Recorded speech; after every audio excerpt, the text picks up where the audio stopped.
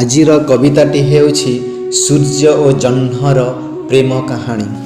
ତ କବିତାଟି ହେଲା, କେବେ ତ ସୂର୍ଯ୍ୟ ଜହ୍ନକୁ ପ୍ରେମ କରିଥିଲା, ତାର କିରଣରେ ଜହ୍ନର ସୌନ୍ଦର୍ଯ୍ୟ ଫୁଟିଥିଲା।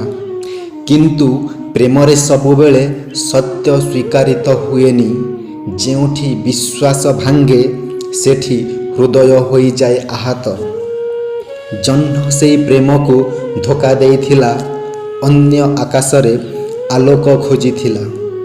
ସୂର୍ଯ୍ୟ ନିଜର ଦାହ ହୃଦୟରେ ଯନ୍ତ୍ରଣା କରି ରଖିଥିଲା। ସେଥିପାଇଁ ଆଜି ସୂର୍ଯ୍ୟରେ ଅଛି ନିଆଁର ଜ୍ୱାଳା।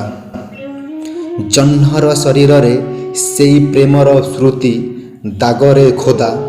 ଆଜି ବି ସେଇ ଦାଗ କୁହେ ପ୍ରେମର ଦୁଃଖଦ କାହାଣୀକୁ। ଧୋକା ସାଧାରଣ ଶବ୍ଦ ନୁହେଁ, ଏହା ହେଉଛି ହୃଦୟର ଆଗ୍ନି। ଜହ୍ନର ଶରୀରରେ ଯେପରି ସେଇ ଦାଗ ହୋଇ ରହିଗଲା ସାକ୍ଷୀ। ସୂର୍ଯ୍ୟ ଓ ଜହ୍ନ ଦୁଇଟି ପ୍ରେମିକ ପ୍ରେମିକା, କେବେ ବି ସଙ୍ଗେ ନ ମିଳି ସଦା ପାଇଁ ରହିଗଲେ ଅଲଗା। କାହାଣୀ ଏହାର ପ୍ରେମର ସତ୍ୟ କହିଯାଏ, ଯେଉଁଠି ପ୍ରେମରେ ଧୋକା ରହେ ସେଠି ଅନନ୍ତ ଦୁଃଖ ଜନ୍ମ ନିଏ।